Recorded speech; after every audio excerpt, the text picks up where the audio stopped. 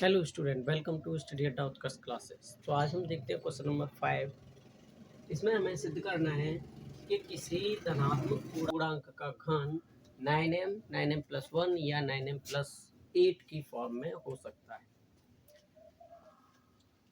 तो मान ली जाए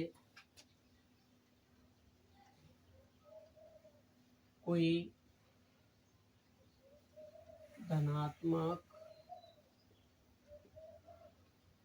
पूर्णांक a है और यहाँ पर b जो है वो 3 मानकर चल रहे हैं। Clear?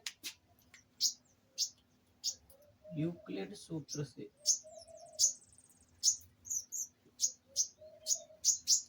a is equal to b q plus r, यानी कि जब b हमने 3 मान रखा है तो हम इसे लिख सकते हैं 3q प्लस आर।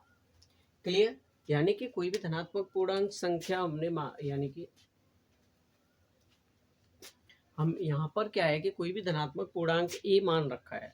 अब इसमें हमने b की वैल्यू जो है वो 3 रखी है। अब अगर b का वैल्यू 3 रखेंगे तो जो a है वो क्या हो जाएगा, हमारा 3q प्लस आर हो जाएगा। क्लियर? अब किसी भी संख्या में अगर 3 से डिवाइड करते हैं तो 3 से डिवाइड करने पर क्या होगा, रिमाइंडर 0, 1 या 2 के फॉर्म में होगा। क्लियर? तो क्योंकि तो देखो यहाँ पर r जो होगा वो 0, 1 या 2 के फॉर्म में होगा। क्यों?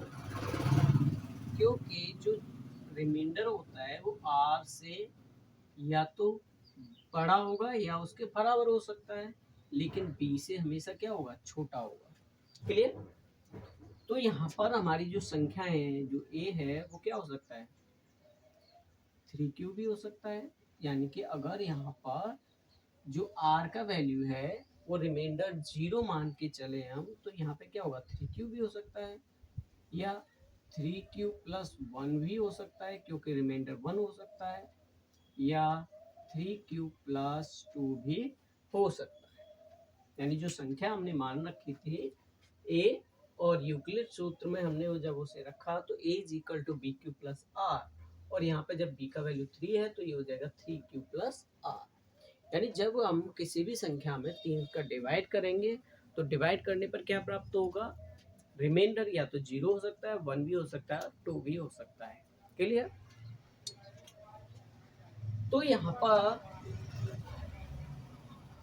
अब हमारे पास 3 संख्याएं आ चुकी हैं। यानी कि अगर हम 3 b का वैल्यू यानी जो भी भाजक 3 लेके चलेंगे तो हमें 3 प्रकार की ही संख्याएं मिलेंगी, यानी कि जिनमें 0 शेषफल हो, यानी जो 3 से डिवाइड देने पर कोई शेषफल ना रहे, 3 से डिवाइड देने पर 1 शेषफल रहे, या 3 से डिवाइड देने पर 2 शेषफल रहे। क्लियर? तो पहली कंडीशन, अब हम ये बोल रहा है कि इनका घन, हमें इनका घन ज्ञात करना है। क्लियर? तो फर्स्ट कंडीशन हम लेके चल रहे a is equal to 3q, और जब इनका घन करेंगे तो दोनों ओर घन करने पर, दोनों ओर घन करने पर, तो जब इनका घन करेंगे तो a Q is equal to हो जाएगा 3q का whole cube is equal to, तो 3 का क्यू हो गया 27, और इस क्यू का हो जाएगा क्यूब। अब क्योंकि हमें 9 कॉमन लेना है तो 9 कॉमन लेने पर ये रहेगा 3q का क्यूब। क्लियर? यानी जो भी ये जो नंबर आएगा हमारा ब्रैकेट में वो कोई भी धनात्मक पूर्णांक हो सकता है। यानी अगर हम यहाँ पर q का कोई भी वैल्यू रखें तो q का वैल्यू रखने पर क्या होगा, कोई ना कोई नंबर आएगा यहाँ पे, और उस पूर्णांक उसे हम मान ले रहे हैं m, तो ये हो जाएगा 9m। यानी अगर हम 3q के क्यूब को मान ले कोई भी पूर्णांक, यानी कोई पूर्णांक, तो यहाँ पर क्या है कि जैसे अगर q का वैल्यू हम कोई भी रखते हैं तो उनका अगर सॉल्व करने पर कोई भी एक नंबर प्राप्त होगा, और उस नंबर को हमने मान लिया यहाँ पर m। क्लियर? अब सेकंड लेके चलते हैं a is equal to 3q plus 1, तो यहाँ पर भी दोनों ओर घन करेंगे, दोनों ओर घन करने पर तो जब घन करेंगे तो a Q is equal to हो जाएगा 3q प्लस 1 का होल क्यूब। तो देखो इसका फॉर्मूला होता है A cube plus 3 A square into B plus 3 A into B square plus B का क्यूब। क्लियर? तो ये हो जाएगा 27q का cube plus 27q square plus 9q plus 1। Clear? तो जहाँ से हमें 9 कॉमन मिल रहा है वहाँ से 9 कॉमन लेंगे, तो 9 कॉमन लेने पर ये हो जाएगा 3q का cube plus 3q square plus q, और ये जो 1 है वो बाहर रह जाएगा। क्लियर? तो यहाँ पर भी क्या है कि ये भी सॉल्व करने पर, यानी q का कोई भी वैल्यू अगर हम रखें हैं तो q का वैल्यू रखने पर क्या जो फाइनल आंसर होगा वो एक पूर्णांक होगा। तो हम यहाँ पर लिख सकते हैं इसे 9m प्लस 1। क्लियर? क्योंकि हमने यहाँ पर मान रखा है m is equal to 3q square, क्योंकि यहाँ पर क्या है हमने m लिया है, क्योंकि यहाँ पर 3q का cube plus 3q square plus q is equal to m, यानी कि कोई भी पूर्णांक, ये कोई पूर्णांक होगा, कोई एक पूर्णांक। क्लियर? तो यहाँ पर हमारा जो एक क्यू है वो आ गया 9m प्लस 1 की फॉर्म में। अब हम देखते हैं थर्ड कंडीशन। तो थर्ड कंडीशन में क्या कह रहा है, a is equal to 3q plus 2। Clear? दोनों को यहाँ पर भी घन करेंगे, दोनों ओर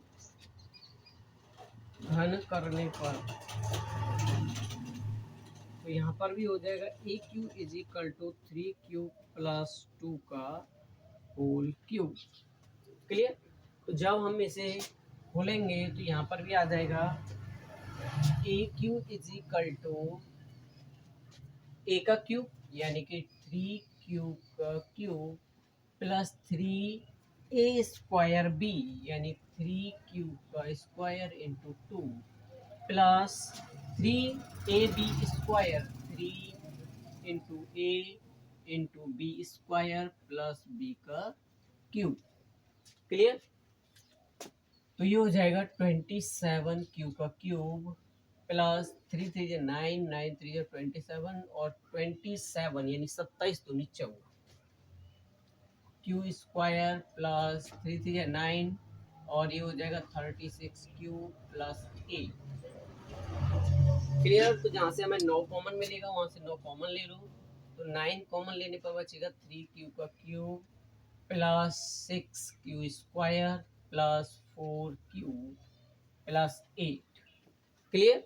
तो यहाँ पर भी मान लिया जाए कि यहाँ पर जो 3q का cube plus 6q square plus 4q जो है वो कोई एक पूर्णांक है n। तो यहाँ पर क्या है कि ए क्यू मिलेगा हमें 9m प्लस 8। क्लियर? तो हमारे पास क्या था कि 3 प्रकार की संख्या थी, यानी जब हमने 3 से डिवाइड किया तो 3 से डिवाइड करने पर क्या है हमें 3 प्रकार की संख्याएं प्राप्त हुई, 3q प्लस 1 और 3q प्लस 2। और जब हमने तीनों को उनके घन के रूप में यानी उनका घन ज्ञात किया, यानी उनका क्यूब ज्ञात किया, तो क्यूब ज्ञात करने पर ये पहला 9m, दूसरा 9m प्लस 1 और तीसरा 9m प्लस 8। और यही उसने पूछा था कि क्या इसके रूप में हो सकता है या नहीं। तो हम यहाँ पर लिख सकते हैं, अतः किसी धनात्मक पूर्णांक का घन 9m या 9m प्लस 1 या 9m प्लस 8 के रूप में हो सकता है।